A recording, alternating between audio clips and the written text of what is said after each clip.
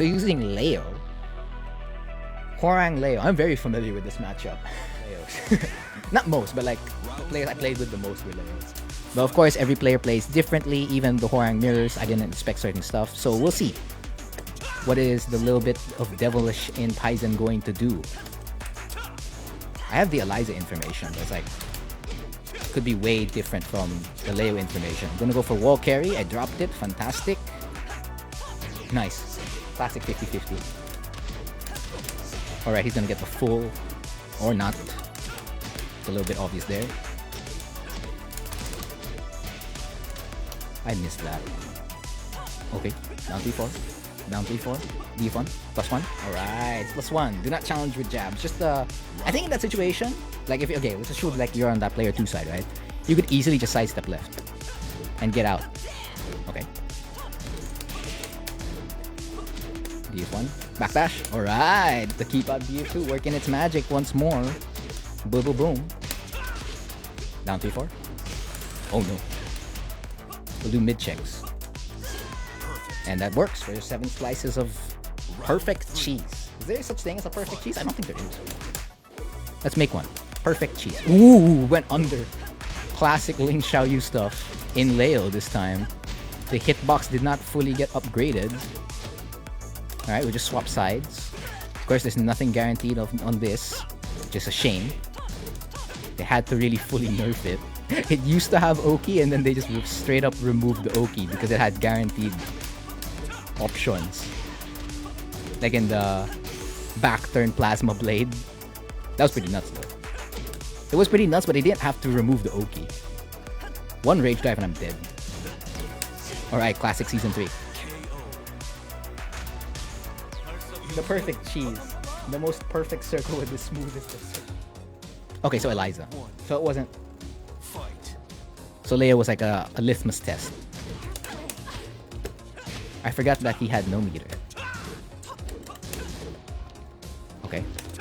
Who was I using when I fought him? I was using Law. I remember because that's like one of the times I've actually played Law and like so low. The dive kicks. And my JFSR didn't go in. Resulting to the counter hit, and now he's meter. Yee. Okay, I'm still alive. Cheesekeeper. Air raid, that's +1.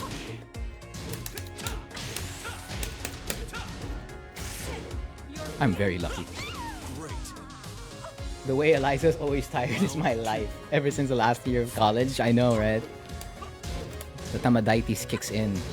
Ah, yikes. Back 1 is my OS here. That's right, for all the Hwoarang players. Just back 1 against if like they do the whole string. That's if they do the whole string. Because if they don't, I don't think it's -14. It doesn't really matter what option I do because the DP will always win. So I just want to see if like he's willing to do it. Ooh, wait, that was launchable. -14, I'll take that.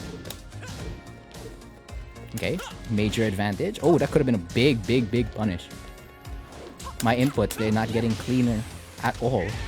They're flooded with all the cheese. Alright, safe. College has been like quite a while. Like if you're still doing online classes, it is definitely a pain. Online classes is definitely not the same as face-to-face classes. I graduated college like early this year? Nah, not 2021. I think I graduated somewhere around 2020.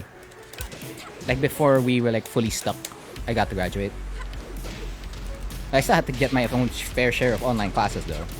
So I got to experience portions of it.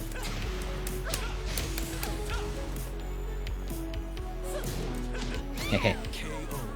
And just wait there in front of their face. Okay, there's no range for the players who join here so that they can review their matches. Like on their own pace. And they're always on YouTube as well, which is far easier to find. Honestly, just knowing that I can't do face-to-face, if I want to learn a language like Japanese or Spanish, it won't be face-to-face. It's just... Yeah, it'd be... Oh yeah, like aside from coding, right? Like you asked earlier. I think learning a language is a big advantage if you know a language. Like translating work is going to be for you immediately because not a lot of people know. And aside from that, like you can easily find the stuff you would never be able to find like before because it was only available to those regions, like if you spoke the language.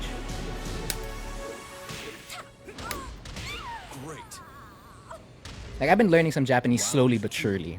Like so I can be able to find like that old Horang player I watched like back in season 1. Because his playstyle was so similar to mine. I was like, oh perfect. I found a player who's exactly like me. But, it's been like how many seasons and I still haven't found him again. Because his name wasn't like Japanese characters. And it's like gonna be one of the 3, right? Kanji, katakana, or hiragana. So I'm just like taking it really, really slow. Since all I'm doing is like, doing streams and stuff. Plus you can tell if people are talking behind your back, like, yeah, if you're in a different region, right? Like if you're in another country and they're like, oh, it's a foreigner. And then they won't speak in English to you. Yeah, that's like the major advantages. At least you like cover all the information bases, right? No, that didn't work. He's not willing to spend his DP. Then that means I'm just gonna keep going in. Go in, go in, go in. Never mind. Never mind. He's gonna get the dive kicks. Alright, that's what he was waiting to spend his meter for. Will he still get another portion of the wall? He will. I'm going to commit duck. It worked out. DP? No DP. And just like that, the Horang down 3+4. I wish that was a move by itself. That'd be pretty cheap, if that move was available by it. Yeah, getting scammed is like the biggest one. Like you can still get scammed in your own country and like getting scammed like somewhere else. Do I micro dash? No, you fully dash. What I'm doing is I'm doing a wave. I'm doing a small crouch dash before I do dash RFF. So that's what I'm usually doing. So when you do Skyrocket or JFSR, you stance switch into RFF first to get backlash. Then after that, so you don't really need to micro dash right after JFSR. It's the point after it. And you have a lot of time, don't worry. Like it's really like so much time. Yeah, if you get scammed in your own country. DP? There is no willingness to DP then.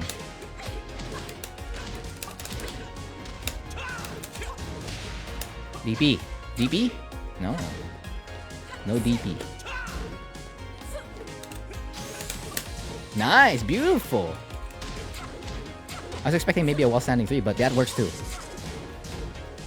Okay, he's got 2 meter. It's 20 seconds left on the clock.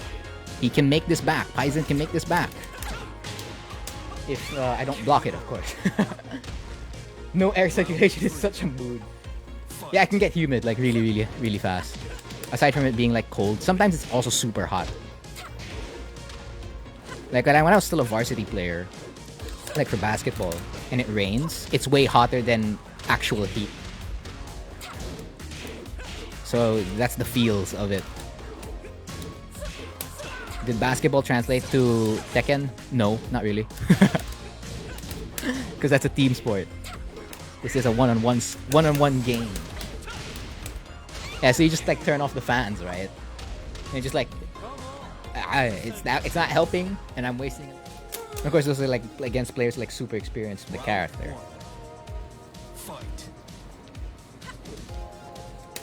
And you know the feeling when you played futsal for a previous company, indeed. Yeah, definitely without fans. It's like it works against you for some reason. Alright, he's gonna get the launch. However, the drop, a little bit devilish on these drops, Mr. Paizen. Oh no, he gets hit by the mid. This is it, I believe. Yeah, that's it. Yeah, with Horang, I'm not gonna really mess up the damage. Like compared to any of my subs, that's like Miguel, Steve, Josie, I'll mess up the damages there for sure. Down jab. That was a very common situation to do so. Oh no, what's happening? Paizen. Okay, let's go. Straight to the wall. Lots of time to do whatever I want, and that's the perfect scenario for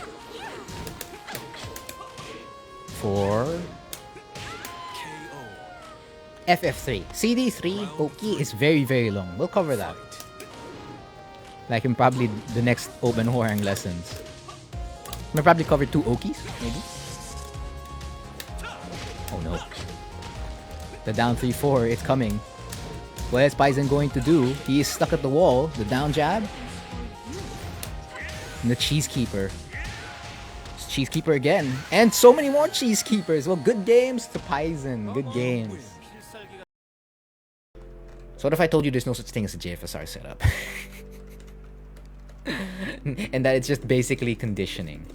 Like you just have to condition your opponent with lows enough in the same so that you can use the same situation and just do JFSR. That's literally just JFSR setups in general.